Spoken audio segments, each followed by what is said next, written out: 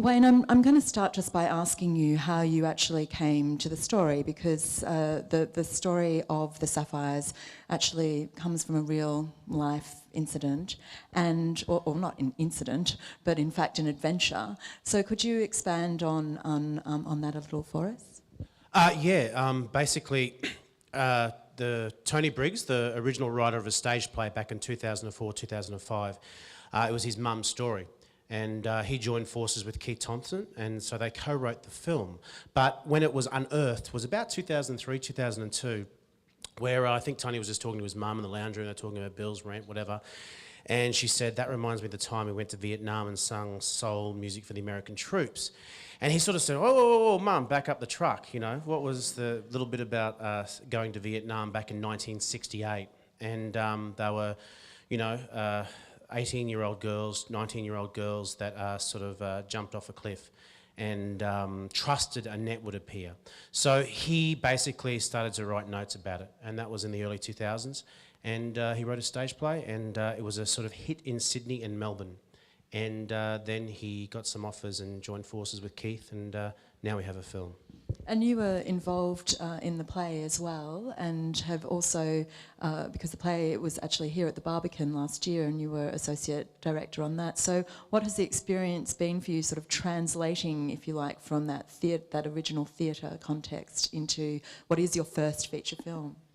Look, back 2004, 2005, it was the Melbourne Theatre Company at Belvoir Street Theatre in Sydney, which Geoffrey Rush and Kate Blanchett, that's their theatre company. So it was great. It was a smaller space in Melbourne, and to have 350 people every night sort of up on their seats dancing to soul music, and revelling and supporting these 4 black Aboriginal women, because you have to imagine in my country as well, to have a story about these, primarily an Aboriginal story that everyone supports and everyone goes, geez, I want to be a part of that, is hard because of some of the negative stereotypes in the last 30, 40 years. So that was a great thing.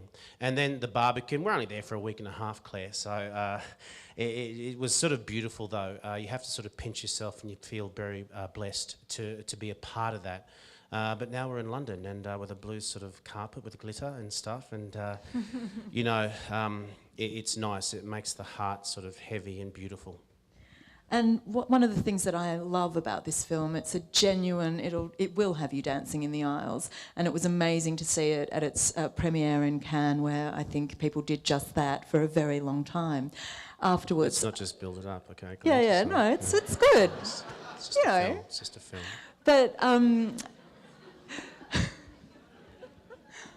But what I also love about it is that it does have this kind of political bite to it. It's an undercurrent, but it's very present there, and it feels, to me, very important for Australia, this film, in terms of the way that it manages to be so joyous and also have that referencing to the stolen generation, which is a very serious kind of issue.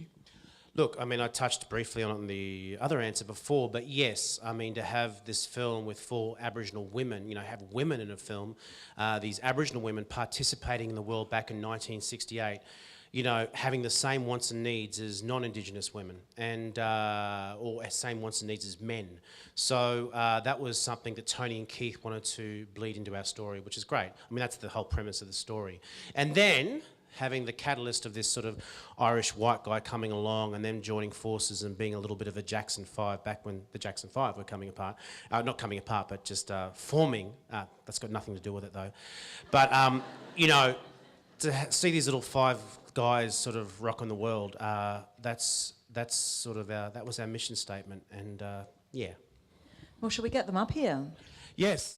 I'm just going to ask each of you to say a little bit about something about how you came to the film and what the experience of doing it was like for you.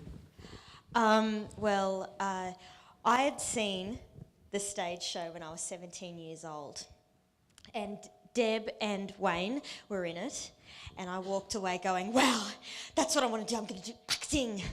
And so when the chance for me to audition for this film came up, I thought, I don't care if this is the last thing I do, I need to do this film. And so I'm so honoured to be a part of this film.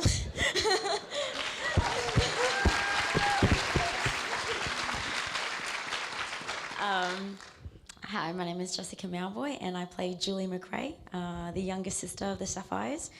I guess how it came about, I was introduced to Wayne Blair, and it all kind of happened there. I was handed the script, and but I did have to work my butt off, and there were moments where Wayne did kick my butt. But just fell in love with it, resonated culturally and musically, and just loved it from the beginning, and wanted to help tell the story, yeah.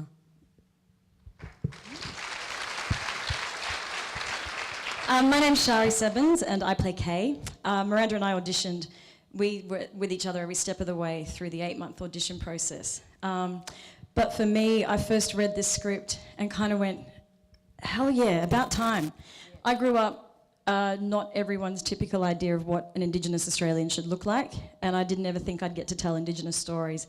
And this film is a real sort of landmark in what will be a really historical period of Australian storytelling. And so it was an honour for me to play one of these, you know, really amazing Yorta Yorta women, and to bring a really important conversation to the table in Australia that not a lot of people want to have.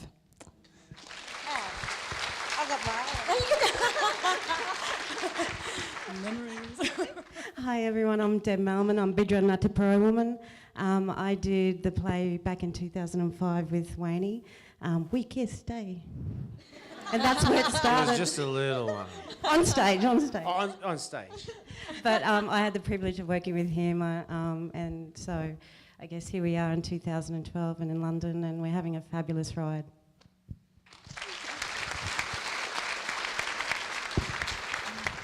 And I'd just never been to Australia before. And, you know, I know, truthfully, I was drawn in by the fact that generally stories about oppressed or suppressed communities are dour.